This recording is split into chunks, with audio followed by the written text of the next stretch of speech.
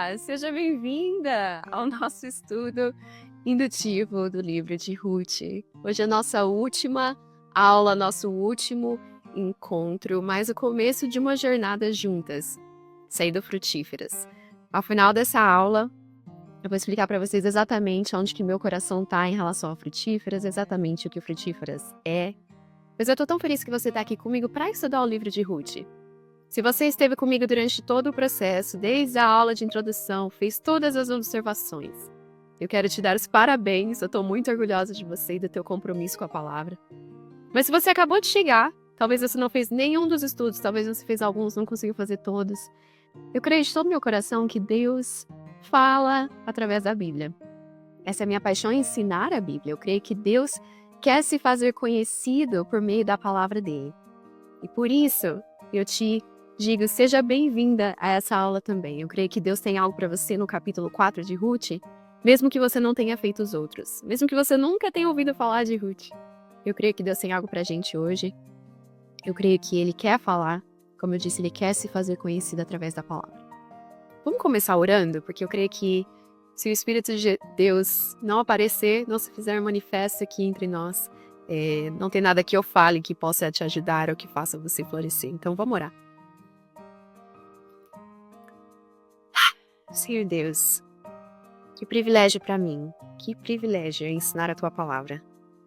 Que privilégio é ensinar a Tua palavra às mulheres brasileiras. O Senhor sabe o quanto eu amo falar de Cristo, do amor que Ele tem por nós, especialmente por nós enquanto mulheres, do desejo que Ele tem de ver mais discípulas, do desejo que Ele tem de ver as discípulas crescendo, compreendendo quem Ele é, e ao compreender quem Ele é, compreendendo quem elas são e o papel delas nesse mundo. Deus, eu creio que o Senhor fala. Eu creio que a Tua palavra é a Tua palavra. Eu creio que a Bíblia ainda é relevante em 2022. Eu creio que a história de Ruth ainda tem muito a nos ensinar, Deus. Nós hoje vamos apenas começar a entender os tesouros que essa história tem. E eu te peço, Pai, que o Senhor fale através de mim, apesar de mim, mas que o Senhor fale, que a Tua palavra seja viva, verdadeira, e que o Senhor nos mostre a beleza do Teu amor recebe, que a gente possa ser renovada, Deus, em conhecer quem o Senhor é, em mergulhar nesse amor e nessa graça que o Senhor mostrou a Noemi, através de Ruth, através de Boaz, que o Senhor mostra ainda a cada uma de nós, a mim e a cada uma delas que estão assistindo. Pai, eu sei que o Teu coração para as Tuas filhas é um coração de amor recebe, sacrificial, de compromisso. Eu te peço que elas compreendam isso, que elas descansem nisso, que isso dê a elas completa segurança em saber onde elas estão, debaixo do Teu amor, por causa de Cristo. Fala conosco através desse capítulo, Pai, que eu te peço em nome de Cristo. Amém. Amém. Vamos lá. Bom, se você já estava comigo, você sabe que nos capítulos anteriores a gente tinha visto a iniciativa de alguns dos personagens. E eu gosto de lembrar que eu falo personagens aqui com um termo meio solto, entre aspas, porque às vezes quando a gente fala em personagens, a gente tem essa noção errada de que eles são fictícios, né? Personagens fictícios. Mas eu creio de todo o meu coração que o livro de Ruth é uma história narrativa, a gente viu isso na nossa introdução. Portanto, ela fala de assuntos históricos e é uma história histórica que realmente aconteceu. Então, eu creio que Ruth foi uma pessoa real, assim como você e eu, e assim como Noemi, Boaz e os outros personagens dessa história. E a gente viu no capítulo 2 que quem tomou a iniciativa naquele capítulo foi Ruth, certo? Quando ela decide que, poxa, a gente está aqui, a gente voltou a Belém, a terra do pão, existe essa época da colheita da cevada. Lembra que a gente disse que elas chegaram, o autor de Ruth quis enfatizar que elas chegaram na época da colheita, ou seja, essa expectativa da esperança de que a vida delas ia melhorar, né? Lembra que a gente começa com Noemi absolutamente numa situação miserável, em que ela se vê vazia, ela chegou em Moabe cheia, com o marido e 2 filhos, e ela sai e volta a Belém de Efrata vazia, e ela volta à terra do pão na época da colheita. E aí a gente vê que Ruth toma a iniciativa de cuidar da sua sogra, de cuidar dela de maneira a prover fisicamente. E aí ela toma a iniciativa com aquele plano de ir encontrar um campo de cevada, um campo de colheita em que ela pudesse colher ali os trigos. E aí a gente vê que ela providencialmente se encontra no campo de Boaz, que era um parente da família de Elimeleque, que era o sogro dela. Então no capítulo 2 a gente vê a iniciativa de Ruth. No capítulo 3 a gente viu a iniciativa de Noemi. Quando Ruth diz para ela, olha, eu fui no campo de Boaz, eu colhi ali, ele foi um homem muito bondoso e muito generoso comigo, algo que não era esperado, especialmente porque, como a gente viu, ela era uma mulher viúva, uma forasteira, ela era uma estrangeira, então ela, na hierarquia ali de poder social, de importância social, Ruth estava bem no final, bem na base, e a gente vê que ela encontra em Boaz uma atitude generosa. E ela conta para Noemi, e aí Noemi toma a iniciativa no capítulo 3 de criar esse plano aí que ela teve de fazer Ruth ir atrás de Boaz no dia que eles estavam celebrando a colheita. E no meio da noite ela faz um encontro que a gente viu que era uma possibilidade de um encontro que fosse pessoal e privado, mas ao mesmo tempo que fosse algo seguro para ela, né? Porque, novamente, ela estava numa posição vulnerável. E Ruth aceita e obedece tudo que Noemi diz. Ela diz: tudo que você disse, eu farei. Então, no capítulo 3, a gente viu a iniciativa de Noemi. Hoje, a gente vai ver a iniciativa de Boaz. Então, Ruth, Noemi, e hoje a gente vai ver a iniciativa de Boaz. Vamos ler junto o capítulo 4 todo. Como eu disse, se você fez as anotações, ótimo, incrível, fico muito feliz. Se você não fez, tudo bem. Vem com a gente que Deus vai falar. Eu vou ler o capítulo 4 de Ruth na minha versão ARA, que é a versão revista e atualizada. Mas, se essa versão for um pouco difícil para você, eu já falei isso em outras aulas, eu sugiro a versão NVI, que é a nova versão internacional, que eu creio que ela tem uma linguagem um pouco mais simplificada, ela não tem tanto esses floreios que a ARA tem. Mas vamos ler comigo. Capítulo 4 do livro de Ruth. Boaz subiu à porta da cidade e assentou-se ali. Eis que o resgatador de que Boaz havia falado ia passando. Lembra que a gente tinha visto que Boaz ele era um parente que tinha esse dever e esse privilégio, por assim dizer, do resgate da família de Noemi e de Ruth, mas que ele tinha falado para Ruth que tinha outro homem que estava acima dele no sentido de que ele era um parente mais próximo e ele tinha o direito de aceitar ou recusar tomar posse ali da herança das posses de Elimeleque. Vamos lá. Eis que o resgatador de que Boaz havia falado ia passando. Então lhe disse, ó fulano. Você não ama que diz, ó fulano? Ó fulano, chega-te para aqui e assenta-te. E ele se virou e se assentou. Então Boaz tomou 10 homens dos anciãos da cidade e disse, assentai-vos aqui. E assentaram-se. E disse ao resgatador, aquela parte da terra que foi de Elimeleque, nosso irmão, Noemi, que tornou da terra dos Moabitas, a tem para venda. Resolvi, pois, informar-te disso e dizer-te, compra, na presença destes que estão sentados aqui, na do meu povo. Se queres resgatá-la, resgata. Se não, declara-mo, para que eu saiba, pois outro não há, senão tu, que a resgate e eu depois de ti. Respondeu ele, eu a resgatarei. Basicamente, Boaz disse, olha, existe essa terra, essa propriedade, e você tem o direito de comprar ela, e se você não quiser, eu tenho o direito logo depois de você. E ele diz, beleza, o fulano, né? O fulano diz, eu vou comprar, eu resgatarei. Disse, porém, Boaz, no dia em que tomares a terra da mão de Noemi, também a tomarás da mão de Ruth, a Moabita, já viúva, para suscitar o nome do esposo falecido sobre a herança dele. Isso aqui a gente vai olhar na nossa aula hoje e entender o que isso quer dizer. Suscitar o nome, trazer de volta o nome do esposo falecido. E quando a gente entender o que significa, a gente vai entender por que o resgatador responde o seguinte. Então disse o resgatador, para mim não a poderei resgatar. Para que não prejudique a minha herança, ele quer dizer, a minha terra, a minha propriedade. Redime tu o que me cumpria resgatar, porque eu não poderei fazê-lo. Ou seja, tirou dele ali, falou, não, eu não quero mais não, pode resgatar você. Este era outrora o costume em Israel, e aqui as coisas vão ficar um pouquinho esquisitas. Este era outrora o costume em Israel, quanto a resgates e permutas. O que queria confirmar qualquer negócio tirava o calçado e o dava ao seu parceiro. Assim se confirmava negócio em Israel. Disse, pois, o resgatador a Boaz: compra tu. E tirou o calçado. Ou seja, naquela época, quando eles faziam um negócio, uma transação, de maneira. Como a gente faz hoje em dia aquela questão de dar as mãos, né? A gente chacoalha a mão assim um do outro. Eles tiravam a sandália e davam pro outro. Não sei dizer. Era o costume da época. Vamos dar uma ignorada e seguir em frente. Então Boaz disse aos anciãos e a todo o povo: sois hoje testemunhas de que comprei da mão de Noemi tudo o que pertencia a Elimeleque, a Quilion e a Malom, que eram os filhos de Noemi. E também tomo por mulher Ruth, o Moabita, que foi esposa de Malom, para suscitar o nome deste sobre a sua herança, para que seu nome não seja exterminado dentre os seus irmãos.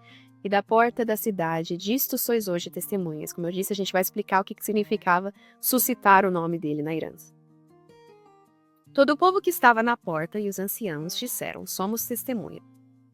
O Senhor faça a esta mulher, Ruth, que entra na tua casa, como a Raquel, como a Lia, que ambas edificaram a casa de Israel. E tu, Boaz, ate valorosamente em Efrata e faze-te nome afamado em Belém. Israel era Jacó, e Raquel e Lia eram as esposas de Jacó, e foi através de Raquel e Lia, suas esposas, que Jacó teve os 12 filhos que viraram os 12 nomes das 12 tribos de Israel. Então Raquel e Lia, elas eram matriarcas históricas do povo de Israel, que eram tidas em grande valia, high regard, olha eu com o inglês aqui já. Elas eram muito admiradas, né? Então Raquel e Lia faz sentido que os homens citassem Raquel e Lia, porque elas eram as matriarcas que geraram as 12 tribos de Israel. Entretanto, veja o que eles continuam dizendo. Seja a tua casa como a casa de Pérez, que Tamar teve de Judá, pela prole que o Senhor te der nessa jovem. A gente vai olhar um pouco mais afinco, um pouco mais com cuidado na história de Tamar e Judá. Se você sabe quem ela é, você já deve estar se perguntando por que eles citaram Tamar. Se você não sabe quem ela é, aguarde, as coisas vão ficar interessantes. Assim tomou Boaz a Ruth, e ela passou a ser sua mulher. Coabitou com ela, e o Senhor lhe concedeu que concebesse e teve um filho. Então as mulheres disseram a Noemi, presta atenção no que as mulheres dizem, porque elas estão resumindo a redenção que a gente encontra nesse capítulo final de Ruth. Seja o Senhor bendito, que não deixou hoje de te dar um neto, que será o teu resgatador. E seja afamado em Israel o nome deste. Ele será restaurador da tua vida e consolador da tua velhice. Pois a tua nora, que te ama, o deu à luz, e ela te é melhor do que 7 filhos. Olha o louvor que Ruth recebe. O número 7, na tradição judaica, na tradição de Israel, é o número da perfeição. O que elas estão dizendo aqui não é um número aleatório, melhor que 7 filhos. Elas estão dizendo, a Ruth é para você melhor do que os filhos mais perfeitos, do que a situação familiar mais perfeita possível. Ai, o que acontece? Fiquei uma semana aqui tentando descobrir como é que eu fazia para conectar ao vivo a minha belíssima câmera. E aí a câmera resolveu que não queria funcionar, né? Então a gente vai aqui de aqui, vocês e eu. Vamos continuar? Vamos continuar, gente, desculpa. Problemas técnicos, é o famoso abacaxi. Vamos continuar. Onde é que eu tinha parado? Vamos lá. Eu tinha parado aqui no finalzinho. Do verso 17. Vamos de verso 17, tá todo mundo aqui. Provavelmente a gente perdeu algumas pessoas aí no caminho, mas elas encontram aqui, tá bom? Vamos lá. Verso 17, capítulo 4. As vizinhas lhe deram nome, dizendo: a Noemi nasceu um filho, e lhe chamaram Obed. Este é o pai de Jessé, pai de Davi. São estas, pois, a geração de Pérez. Olha Pérez de novo. Pérez gerou a Esrom. Esrom gerou a Rão. Rão gerou a Aminadab. Aminadab gerou a Naasson. Naasson gerou a Salmão. Salmão gerou a Boaz. Boaz gerou a Obed. Obed gerou a Jessé. E Jessé gerou a Davi. Palavra do Senhor. Ruth, capítulo 4.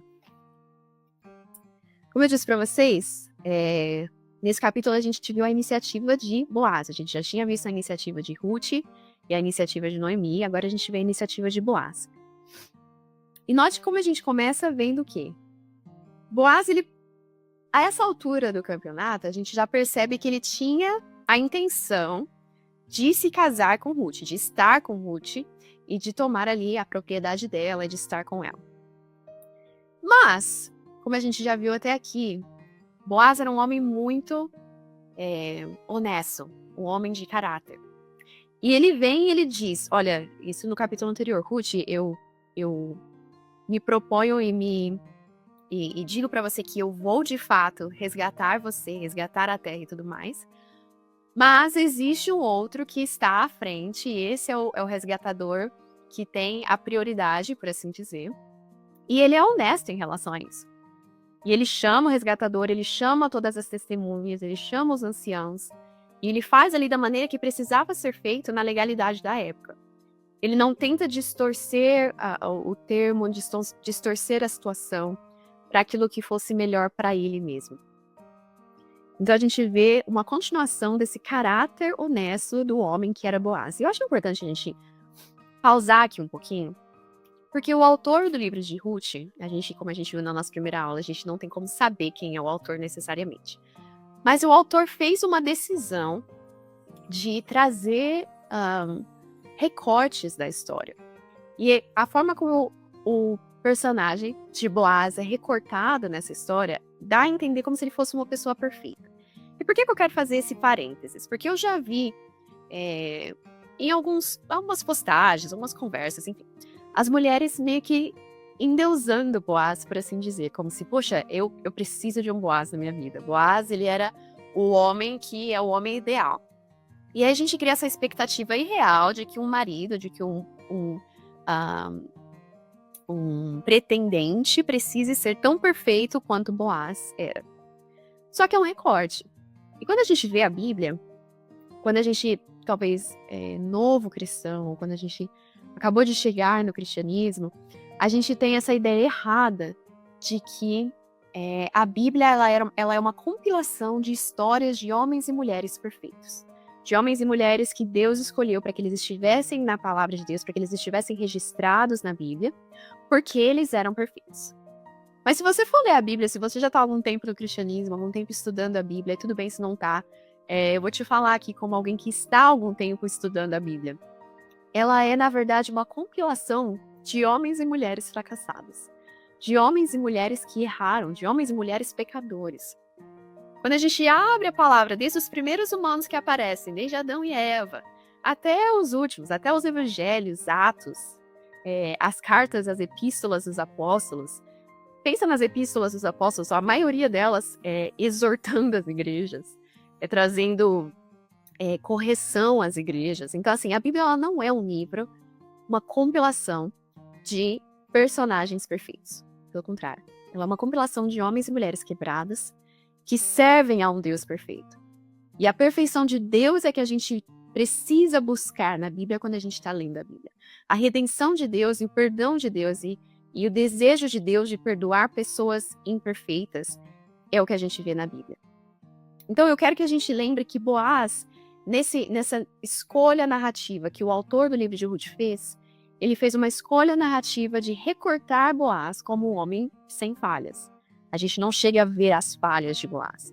Mas isso não quer dizer que ele era um homem perfeito. O único homem perfeito que a gente encontra na palavra é Jesus Cristo, tá? Então, Boaz, ele traz um reflexo de Cristo, e a gente vai ver isso um pouquinho mais pra frente, mas ele não era Cristo, ele não era perfeito, e eu acho importante a gente fazer esse parênteses, tá? Mas a gente vê aqui novamente o quão honesto ele era, na forma como ele traz essa questão legal. Agora, vamos falar um pouco dessa questão do parente resgatador, né? Do suscitar herança, suscitar o nome, que é um tema que a gente vê aqui bastante aparecendo e pode ser um pouco complicado, porque ele está bem focado na tradição judaica, na tradição de Israel. E, na verdade, muito do livro de Ruth só vai ser verdadeiramente apreciada, a beleza real do livro de Ruth só vai ser verdadeiramente apreciada se nós entendermos esses detalhes do povo de Israel, da história de Israel e tudo mais, tá bom? Então vamos tentar entender um pouquinho. Lembra que eu falei de Tamar? E eu falei que é muito interessante que ela foi escolhida para ser citada aqui entre as testemunhas, quando eles falam que Deus abençoe você, que a sua esposa seja como Tamar. Se você não conhece a história de Tamar, eu vou trazer aqui para você um breve resumo. Mas é uma história assim que eu digo, ela é digna do caso de família. A Bíblia, eu conheci uma mulher uma vez que ela disse: por que as mulheres vão para as novelas, para os filmes? A Bíblia ela é tão cheia de romance, tão cheia de mistério, tão cheia de guerra, tão cheia de loucuras. A história de Tamar e Judá se encontra no capítulo 38 de Gênesis. E basicamente é o seguinte: Judá era um dos filhos de Jacó. Então, um dos irmãos ali de José, por exemplo, caso você conheça mais a história de José, e ele era um dos 12 filhos de Jacó, que virou uma das 12 tribos. E a gente sabe que ele era da linhagem de Cristo, né? Ele é o antecessor de Cristo, e Cristo vem da linhagem de Judá.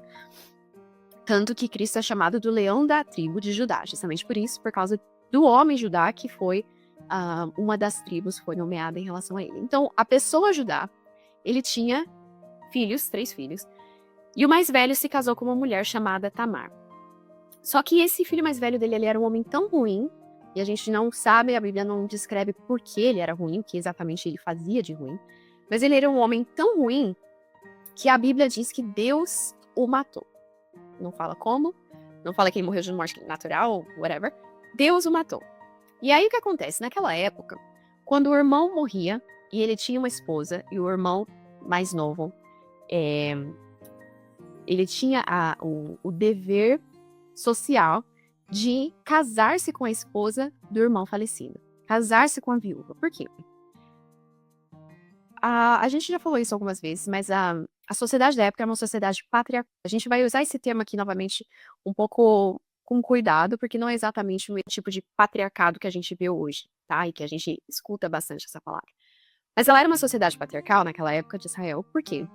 Era uma sociedade em que os homens, eles eram os líderes do lar, e era muito importante, não só em questão de familiar, mas em questão social, que a mulher se encontrasse segura socialmente no lar, com o marido e com filhos, para que quando ela fosse mais velha e ela não pudesse mais cuidar de si mesma, que ela tivesse esse cuidado desses filhos. Fora que a propriedade, todas as questões financeiras, elas sempre iam para os filhos, homens, e para os mais velhos. Tanto que a gente vê lá no Pentateuco, quando a gente tem aquela situação das mulheres que eram filhas de um homem, que não teve nenhum filho, e essas mulheres, essas irmãs, vão até Moisés e diz: olha, não é justo que a gente não receba a herança que era do nosso pai. E aí Moisés leva isso diante de Deus. E Deus honra essas mulheres e diz: não, de fato, não é justo. Essas mulheres precisam receber aquilo que é delas de direito. Então era uma sociedade patriarcal nesse sentido, que os filhos recebiam as heranças. Então, quando o filho mais velho de Judá morre, Deus o mata porque ele era ruim, o filho mais novo do meio precisava casar-se com Tamar para que Tamar não ficasse sem essa proteção da sociedade, e para que o nome desse irmão mais velho não falecesse com ele. Porque o que acontecia? Esse filho então se casava com a viúva, e o primeiro filho homem que eles tivessem juntos não levaria o nome do pai biológico, mas levaria o nome do que faleceu. Faz sentido? Então Tamar, quando ela se casasse com o filho do meio, ela teria um filho homem, e aí o filho mais velho de Judá, ele teria o seu nome continuado, né? A herança dele, o nome dele seria continuado através dessa criança. E aí o que acontece?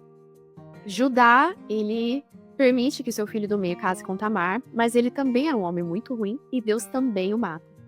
E aí Tamar se encontra viúva novamente.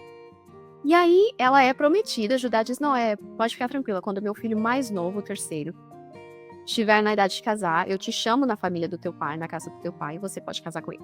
O que acontece? Judá não faz isso, ele não cumpre a parte dele da responsabilidade que ele tinha com Tamar.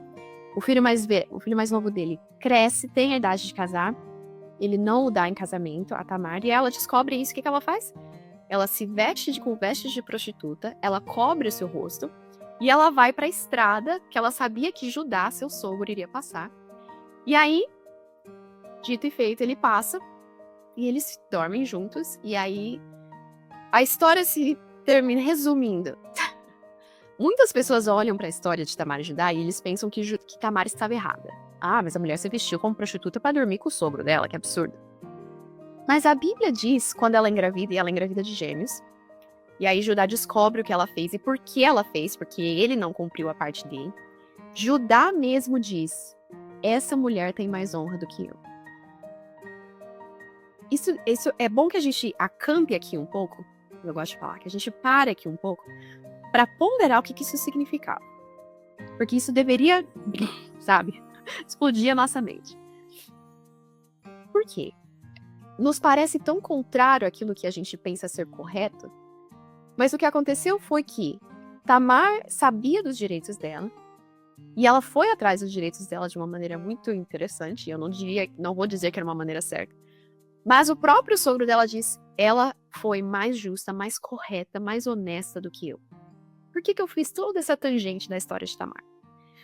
Porque é Tamar que os homens dizem aqui, assim como a casa de Pérez, que foi o filho de Tamar e Judá, um dos gêmeos, o mais velho dos gêmeos, eles dizem que a sua casa seja como a casa de Pérez, que Tamar teve de Judá.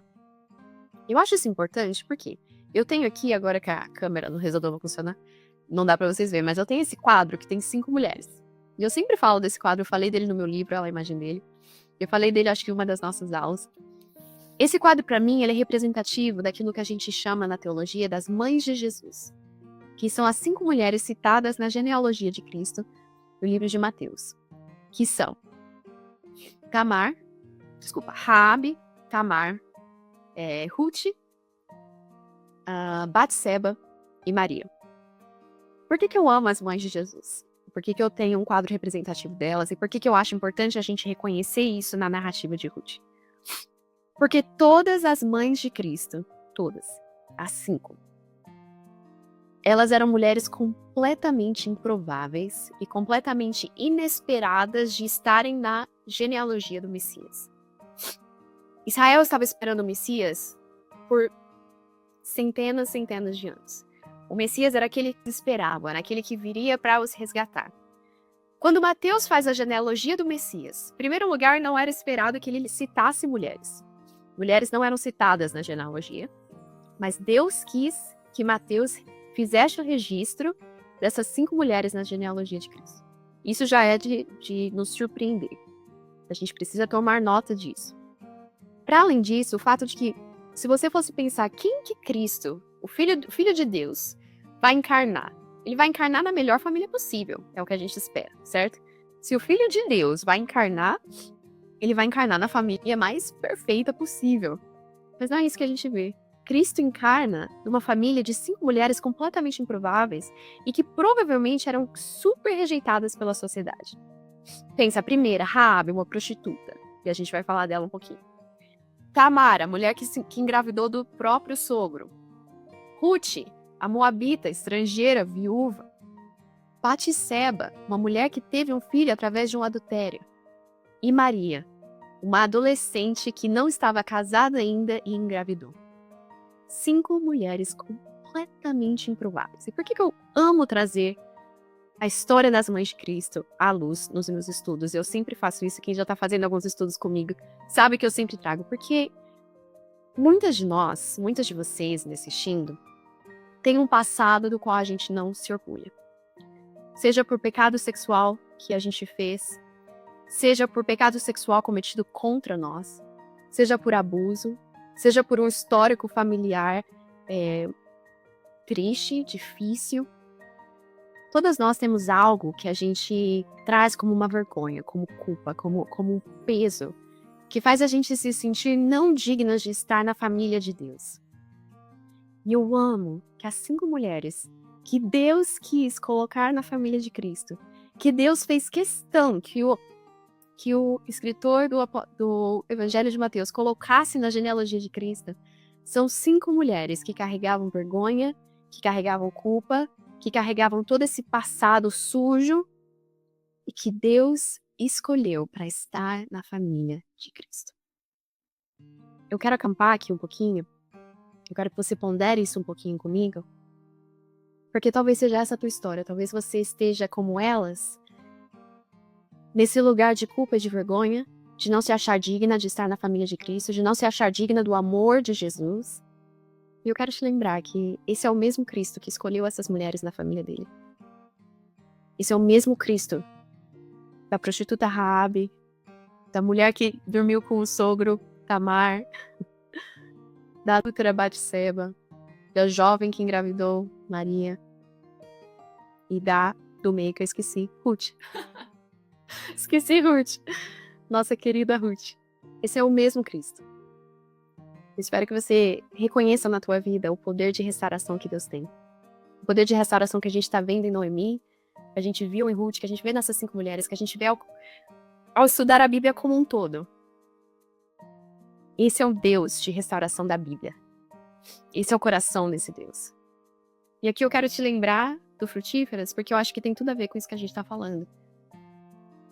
Porque o Frutíferas é o meu desejo de ver as mulheres do Brasil entendendo quem elas são, entendendo que elas são nessa narrativa de Deus, entendendo o espaço que elas precisam se reconhecer como discípulas de Cristo e como mulheres que foram escolhidas, apesar daquilo que não deveria qualificá-las como mulheres escolhidas por Cristo. Meu sonho com Frutíferas é que você se reconheça como uma mulher que é bem-vinda à mesa da teologia, é bem-vinda à mesa do entendimento profundo e verdadeiro de quem Deus é na palavra. O Frutíferas é o meu convite a você, como Cristo afirmou Maria. Lembra Marta e Maria? E Cristo afirma o espaço de Maria enquanto discípula aos seus pés aprendendo, e Cristo diz, a parte que ela escolheu nunca lhe será tirada. Frutíferas é o meu convite a você para se reconhecer como Maria, se reconhecer uma discípula de Cristo que pode e que é bem-vinda à mesa. Bem-vinda à mesa. Bom, eu sempre acabo falando mais do que preciso quando eu falo das mães de Cristo, mas vamos continuar. Eu espero que tenha dado para entender essa questão do parente resgatador, o que significava suscitar herança. Significava aqui, Boaz, e foi por isso que o fulano não quis, né? Porque ele sabia que se ele tomasse posse da propriedade da terra, ele também teria que se casar com Ruth, e que o primeiro filho deles não seria dele, seria tecnicamente de Elimeleque, de Malom, de Quilion e de Noemi. E tecnicamente toda essa propriedade não iria para ele, iria para essa criança e para toda a geração que viria dessa criança. Então eu espero que fique claro. E aí a gente vê novamente o caráter de Boaz, de dizer, não, tudo bem, você não quer, mas eu quero. Ainda que o meu primeiro filho não me dê a herança dele, ainda que eu não tenha realmente posse de nada que era de Elimeleque, eu quero porque é o certo a fazer. E aqui a gente vê Cristo na pessoa de Boaz, dizendo, olha, eu sei que não é para mim que eu venho ao mundo resgatar essas pessoas. E elas não necessariamente merecem, na verdade elas não merecem. Mas ele vem como nosso resgatador e ele diz, eu quero. Assim como Ruth foi para Boaz e diz, tu és resgatador, me coloca debaixo da proteção das tuas asas. Assim também nós vamos para Cristo e dizemos, tu és resgatador, me coloca debaixo da proteção das tuas asas. E ele diz, eu quero, eu resgato. Esse é o coração de Cristo na Bíblia. Bom, vamos continuar. Eu acho que pra gente terminar, pra gente concluir o nosso estudo, a gente vê aqui que quando a gente pensa na pessoa de Boaz, novamente, como eu disse, um homem de tamanho e caráter, a gente pensa na mãe dele. Poxa, a mãe dele deve ter sido uma mulher incrível, né? Pra criar um homem tão incrível. E você reparou quem que é a mãe de Boaz? Diz o seguinte, Salmão gerou a Boaz. Sabe quem que era a esposa de Salmão? Raabe, a prostituta Raabe. Uma ex-prostituta foi a mãe de Boaz, um dos homens mais incríveis que a Bíblia nos traz. Eu espero que isso também te traga um pouco de esperança. Que qualquer que seja o teu passado, eu fico até emocionada. Qualquer que seja a tua história, a tua maternidade ela não precisa estar condenada por causa do teu passado. Deus é poderoso o suficiente para redimir a tua maternidade, redimir o teu passado, te resgatar de maneira que, não importa qual que seja a vida que você já levou, os seus filhos podem ser abençoados na presença de Deus, assim como Boaz foi um homem incrível e um homem que amava e temia Deus, apesar e através da sua mãe, que era uma prostituta. Espero que isso também te traga bastante esperança hoje. Bom, quando o autor faz a escolha de deixar essa genealogia para o final, ele está fazendo isso de propósito. Ele está dizendo o seguinte: olha, essa é a história de Noemi. Uma mulher que começou vazia, terminou cheia, terminou com um filho, terminou com uma restauração magnífica. Essa é a história de Ruth, é a história de Boaz. Mas, acima de tudo, essa é a história de Cristo. Por quê? Ele faz toda a genealogia que vai de Ruth e Boaz até chegar a Davi, o rei Davi, que foi o antecessor de Cristo. A gente sabe que Jesus, ele veio, o Messias, ele veio da linhagem de Davi. O autor está querendo dizer, olha, o Cristo, ele vem da linhagem dessa família, dessa história completamente inesperada. Essa é a história do Cristo. Consequentemente, o rei Jesus vem de Ruth e de Boaz. Qual que é a aplicação que eu já fiz várias durante a aula, mas de forma mais específica. Quais são as aplicações? Lembra que no nosso método a gente faz as observações? A gente vai para o texto, o que ele diz. A gente fez juntas aqui a interpretação, o que é que ele significa para a audiência original.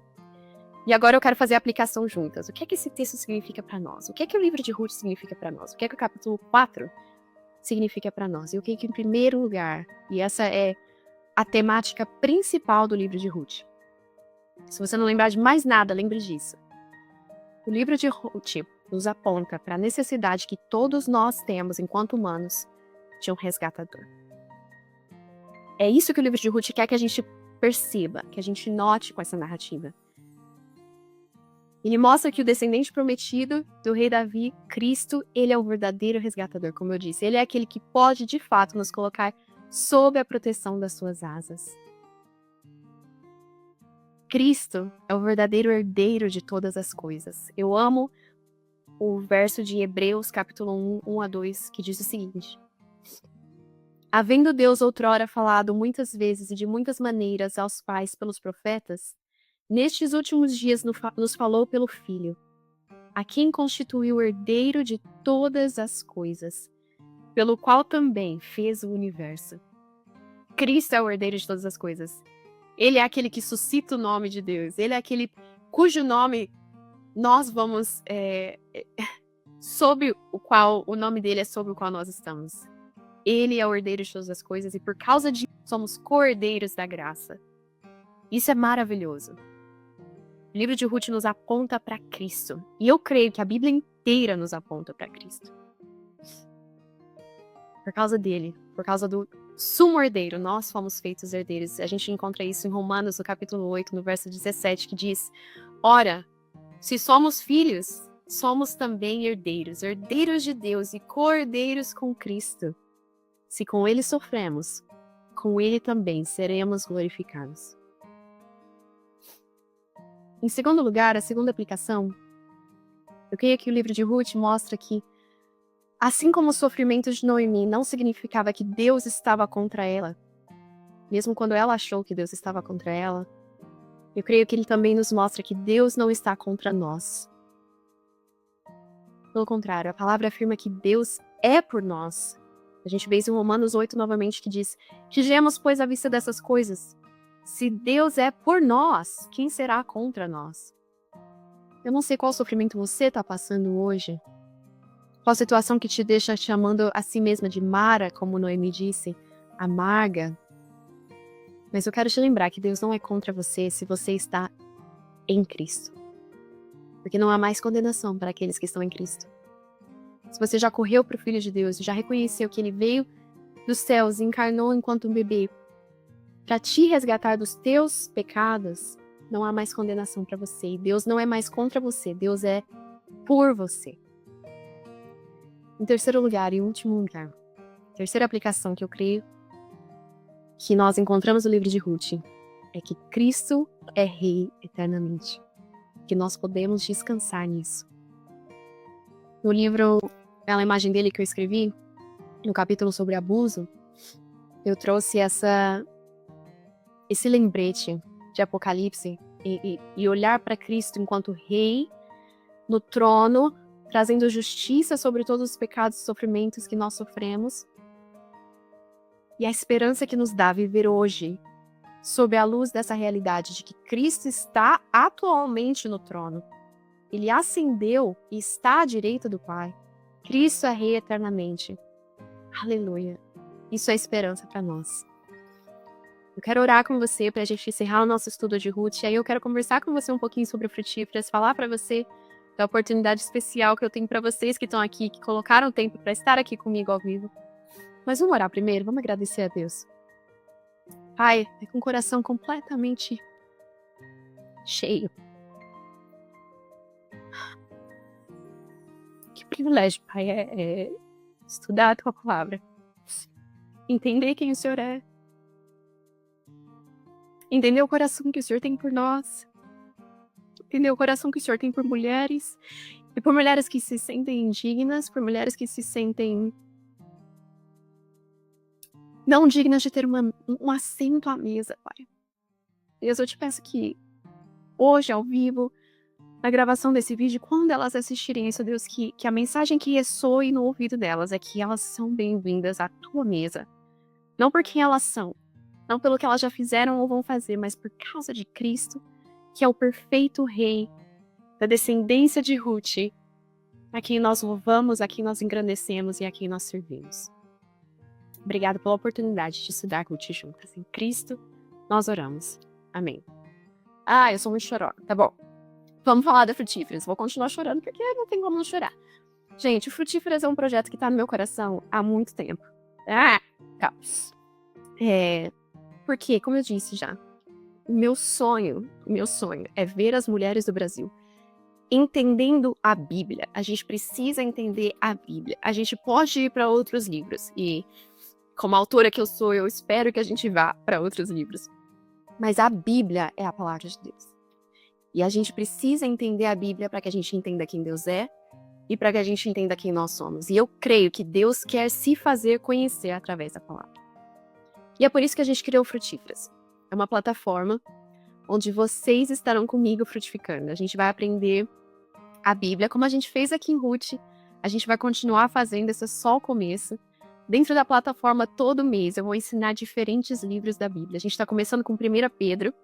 A gente vai começar com 1 Pedro, capítulos 1 e 2 no primeiro mês. No segundo mês, a gente vai 3, 4 e 5 de 1 Pedro. E a gente vai verso a verso, devagar, assim como a gente fez com Ruth, a aprender a palavra de Deus juntas dentro do Frutíferas. Para além disso, a gente vai ter devocionais escritos para aquelas que são bem ocupadas, que podem falar, gente, eu não consigo fazer um estudo como esse todo mês. Não tem problema. Eu creio que a palavra de Deus ela é tão relevante quando a gente vai verso a verso, quanto quando a gente vai em um verso e medita nele por uma semana. Então a gente tem os devocionais escritos. E por fim, a gente vai ter clubes do livro todo mês, com livros diferentes. A gente vai começar com o meu, ela é a imagem dele, mas a gente vai ver vários livros diferentes. E todos eles, nosso compromisso é que todos os livros do nosso clube do livro sejam livros de autores brasileiros. Porque a gente realmente acredita que tem muita gente escrevendo coisa boa no Brasil e que a gente precisa se voltar a esses livros. Então, creio que já está aberto, o link já está aqui no chat, é frutíferas.com. Esse é o nosso site, frutíferas.com. Tá lindíssimo o site, a plataforma tá lindíssima. As meninas e a nossa equipe inteira fez um trabalho belíssimo nesse último mês. Eu tô chorando, eu acho que mais assim de... Uau! Olha onde a gente chegou, tanto que a gente trabalhou para chegar aqui e abrir essa plataforma para vocês. O valor é um valor que eu creio ser completamente razoável. É um valor que eu creio que não vai ser um empecilho para você vir frutificar com a gente. E não se esqueça que as 50 primeiras inscritas eu vou fazer uma consultoria do método indutivo, que é o método que a gente estudou aqui juntas. E eu vou fazer para as 50 primeiras uma chamada particular com elas, para tirar quaisquer dúvidas que elas tenham sobre o método indutivo. E é isso. Eu tô muito feliz que vocês escolheram estudar Ruth comigo. E eu tô muito feliz que vocês possivelmente vão continuar estudando a palavra de Deus comigo, porque eu creio que ele realmente, realmente quer se fazer conhecer as mulheres do Brasil. Eu não acho que Frutíferas é o único jeito que você vai aprender a Bíblia, é o único lugar que Deus quer se fazer conhecer de maneira nenhuma. Mas eu sei que a gente tá dando o nosso melhor e a gente fez uma plataforma excelente, com materiais excelentes e uma equipe excelente, para a glória de Deus e edificação da igreja. Então, para mim, vai ser um prazer frutificar com você. Vai ser um prazer ter você dentro do Frutíferas comigo. É isso. Muito obrigada para todos vocês que estiveram aqui comigo. Obrigado por terem aguentado o erro da câmera. Gente, eu não sei o que eu fiz. Mas vocês continuaram aqui. Vocês perseveraram em Ruth comigo. Eu espero de todo meu coração, que esse estudo tenha sido uma bênção para vocês. Tanto quanto foi para mim. Tudo que eu tenho ensinado para vocês, especialmente aqui em Ruth, tem reverberado na minha cabeça durante todo esse mês, e eu tenho aprendido muito com tudo que eu mastiguei durante esse estudo. Eu espero que seja o mesmo para vocês. Tá bom? É isso. Deixa eu ver se eu consigo responder só algumas dúvidas que vocês estão mandando aqui. Se os estudos do Frutíferas serão como o estudo de Filipenses, será bem parecido. Será, na verdade, mais parecido com esse de Ruth que a gente fez, que serão as aulas, né? As aulas em vídeo. E aí, para além disso, a gente vai ter também os devocionais e também o Clube do Livro, que vai ser super bacana. Eu tô bem animada pro Clube do Livro. Obrigada quem tá falando que o site tá lindo. Eu sou super suspeita, porque quem fez foi meu marido. Mas eu acho que ele mandou muito bem. Ficou realmente muito, muito bonito. A equipe toda. Eu vou fazer um post de agradecimento, porque a gente tem um ditado aqui nos Estados Unidos que é It takes a village. É preciso uma vila. Precisa uma comunidade para se fazer algo. E de fato, o Frutíferas ele foi um trabalho de uma vila que vocês não têm noção. E é uma vila que, olha, excelente, que tem feito tudo para a glória de Deus, não para minha glória, não para a glória do Graça em Flor, não para a glória do Frutíferas, mas para a glória de Deus. Eu tenho muito orgulho da equipe que a gente tem. E eles mandaram muito bem, tá tudo muito bonito. Os livros não estarão inclusos nos livros do Clube do Livro, tá? Vocês vão ter que adquirir os livros à parte. Mas a gente vai colocar todos os links lá para vocês. E o meu desejo é tentar conversar com as editoras quando eu conhecer as editoras e conhecer os autores, para ver se eu consigo trazer esses autores para conversar com a gente dentro do Clube do Livro. Não seria incrível? Eu sei que no mês que vem, quando a gente estudar, a gente vai estudar no mês que vem, em agosto. Então, julho é esse primeiro mês. E no mês de agosto, a gente vai estudar no nosso Clube do Livro o livro Fortes e Fracos, da Anna Stout. E ela já deu o ok que vai estar com a gente. Então a gente vai ter uma conversa com a autora. E o mês de setembro, também, a gente vai ter o livro A Mente de Cristo, sobre cosmovisão cristã, da Norma Braga. E ela também já disse que vai estar com a gente. Então as duas autoras dos nossos primeiros aí encontros de Clube do Livro vão estar com a gente em vídeo para conversar com a gente quando a gente terminar de ler o livro. Então assim, muito bacana mesmo. Eu espero que vocês estejam com a gente. E obrigado por estarem comigo até aqui. O link tá aí no chat pro Frutíferas, 50 primeiras. Vão estar comigo na consultoria. E o link também vai estar nas minhas redes sociais, vão estar nos meus blogs. E eu espero que vocês venham com a gente para que a gente possa ser encontradas juntas enquanto frutíferas. Um beijo. Muito obrigada. Tchau!